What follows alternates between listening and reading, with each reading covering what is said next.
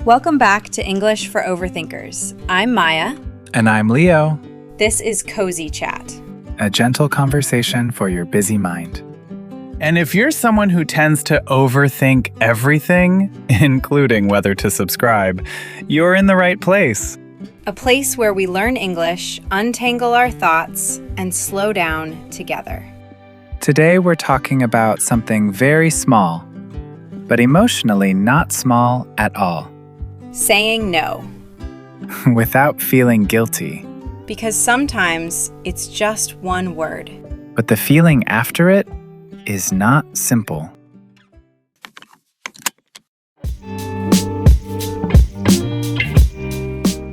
Can I ask you something, Maya? Sure. Is it easy for you to say no? Not really. I used to struggle with it a lot more than I do now. I think a lot of people don't struggle with the word itself. It's more what they imagine will happen after. Yeah, that's true. I used to say yes to almost everything. Everything? Yeah. If someone invited me out, I said yes. If someone needed help, I said yes. If someone asked for my time, I said yes. Even when I didn't have energy for it. Even when you were tired? I think when life gets busy like that, we stop checking if we actually want to do something. We just check if we can do it. Yeah, that's exactly it. Especially when I was tired. Because I didn't want people to feel disappointed. Disappointed. Yeah. It's when someone feels a small sadness because something didn't happen the way they hoped. Like when plans get canceled. Exactly. But in my mind, that feeling felt much bigger than it really was. So you avoided that feeling? I used to think disappointing someone meant I did something wrong. But now I feel like it's more about discomfort than right or wrong. I tried to, but what I didn't notice was this. I was slowly saying no to myself. That's interesting. Because it doesn't happen all at once. It's more like small decisions over time. Exactly. And you don't notice it until later. Yeah. I mean, my time, my rest, my quiet moments. Quiet moments. Those moments where you can just think, or do nothing, or process your day. Yeah. Sometimes I need more time to process. To process means to slowly understand what you're feeling or experiencing. Not immediately, not quickly, slowly. Like your mind needs time to catch up. Exactly. But when life gets too full, there's no space for that anymore. And I think quiet moments are usually the first thing we lose, and the last thing we notice we lost. That's true. What happened when you kept saying yes? At first, it felt okay. People were happy, I felt useful, but slowly, I started feeling something else. What? Drained, Drained. like energy slowly leaving your body. Not all at once, but drop by drop. I know that feeling. I think drained is a word people use a lot, but it's actually hard to explain. It's not just tired, it's like your system is still running, but nothing feels fully charged. Yes, that's it. I was overloaded, like a computer when too many tabs are open at the same time. Even simple actions start lagging. Yeah, everything feels slower inside. Exactly. And I realized something important. It wasn't just time I was losing, it was energy. Energy for what? For myself. To think, to rest, to recharge. Recharge, like a phone. Exactly. But people need recharging too, not just phones. Can we slow this down for a second and make it real? Like, not theory, just life? Yeah, I think this is where it actually matters. Imagine this. A friend messages you. Hey, want to hang out later? And you're already tired, like really tired, not just a little. What happens first in your mind? Not your answer, but your thoughts before the answer. Hmm, it's fast. Too fast. What if they feel disappointed? What if they think I don't care anymore? What if this changes how they see me? It's interesting. None of those are about the actual invitation. They're all about meaning. Yeah, it's never just a plan, it becomes a story. A story about relationships, about who you are to them, about what saying no means. Exactly. And in that moment, I don't really ask myself what I need. I just try to avoid being bad in someone else's story. That's such a key point. You're not reacting to the invitation anymore. You're reacting to a version of yourself you don't want to be. Yeah, and that's why it feels heavy. And the strange thing is, even when I know all of this, in the moment, I still don't know what to say. Yeah, because real life doesn't pause to give you perfect words. It just happens. Exactly. So I always think, I wish I had something ready, something simple. You mean like actual sentences you can use in that moment? Yeah, something that doesn't feel like a big explanation, just human. I think that's really important because you don't need a perfect no. You just need something that protects your space. Protects my space. I like that. So maybe instead of overthinking, you can keep a few simple ones in your mind. Like, can I get back to you later? That one feels safe because it buys you time. Or if you already feel tired in that moment, I don't think I have the energy for this right now. That's honest, and it doesn't attack the relationship. It just tells the truth. And there's something even softer, too. Let me think about it for a second. I've never thought about saying it like that, but it feels gentle, like I'm including myself in the decision. I think there's something people don't notice here. We don't actually sit there and say, let me check how I'm feeling first. We don't even get that sentence. No, it's more like instant movement. Yes or no, but mostly yes. Right. Because the moment you pause, you feel like you're delaying kindness. Or risking something, like the connection might slip away if I don't answer fast enough. But that's actually the pressure talking, not reality. Yeah, most of the time they're just asking a question, not testing your loyalty. So, what usually happens next? I say yes, almost automatically. And in the moment, it feels easier, cleaner, like I solved something quickly. But later, Later, I feel it in my body, tired, a little tense, and sometimes regret. regret. Yeah, not dramatic regret, just this quiet thought like, I wish I had protected my energy a little more. I think that's important. It's not regret about the person, it's regret about the lack of space. Because the real cost isn't the hangout, it's what you didn't get back.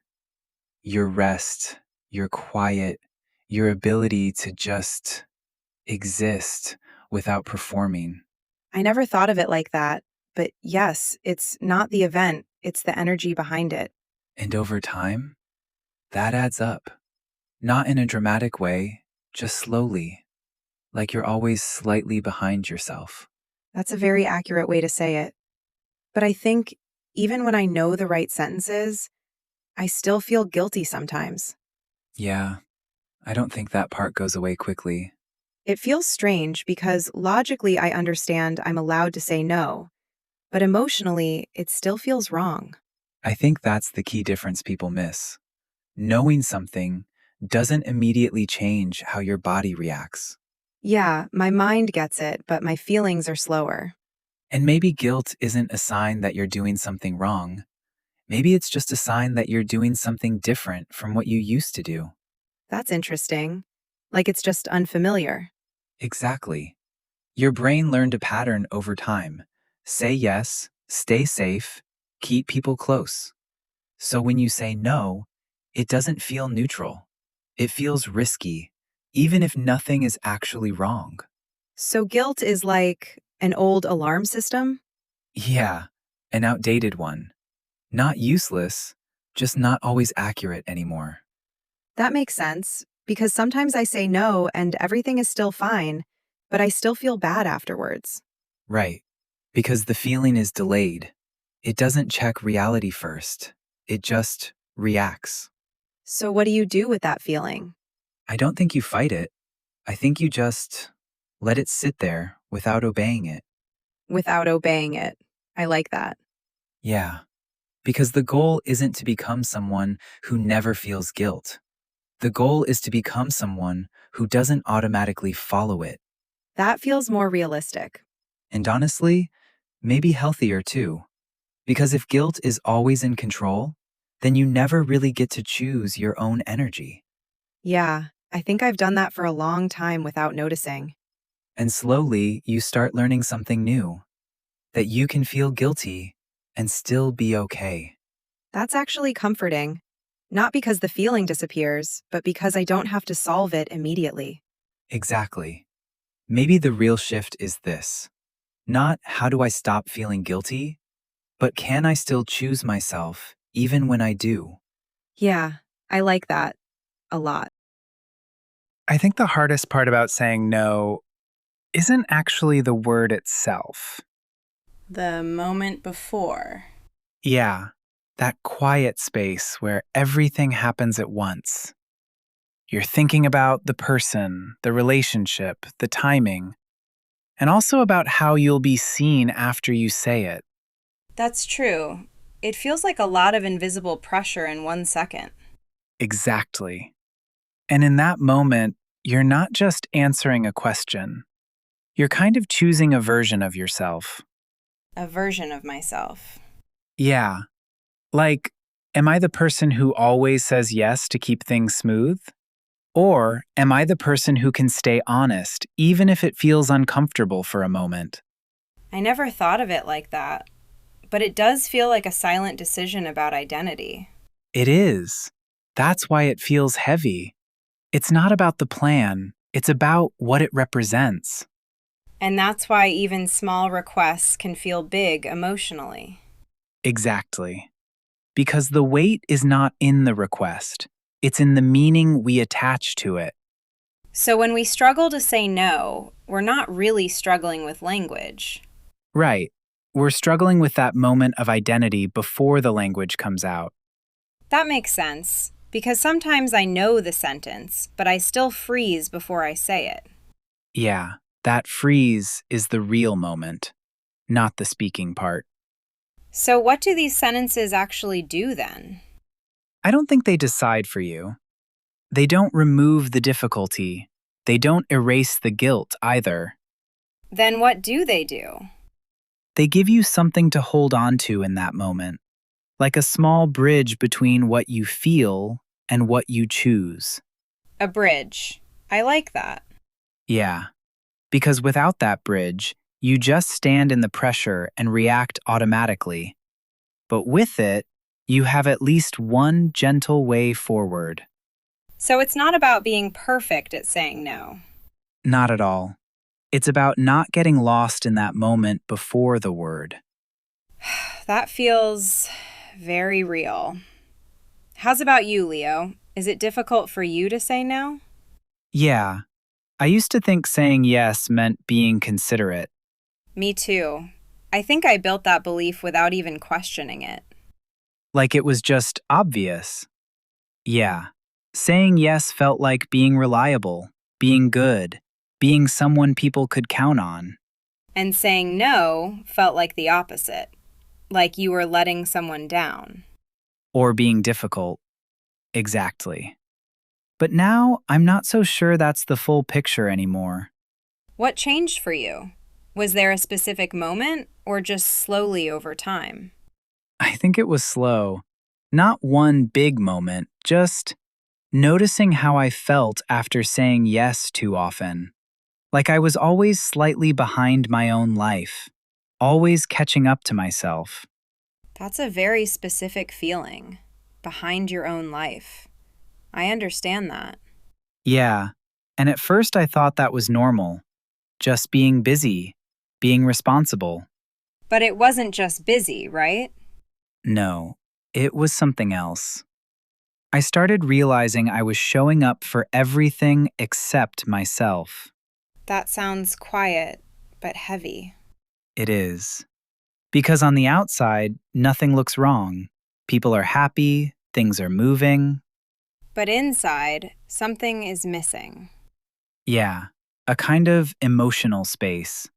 Like you're present everywhere, but not fully present anywhere. I think I felt that too, but I never had words for it. Me neither at first. I just thought I needed rest. But rest wasn't the only thing. Right. It wasn't just tiredness. It was depletion. Depletion. Like when something is used up completely. Not just low, empty. And that's when you started questioning saying yes? Yeah. I realized kindness can't only be outward. If it's only about other people, it slowly becomes imbalance. That's interesting, because I used to think self kindness was selfish. I used to think that too. But now? Now, I think kindness also includes yourself, not instead of others, but not excluding yourself either. That feels like a big shift, because it changes the definition completely. It does. Because if you're always empty, you don't actually have anything to give. And even when you try, it's not really coming from a full place. It's coming from exhaustion. Exactly. And eventually, that leads to resentment, even if you don't want it to.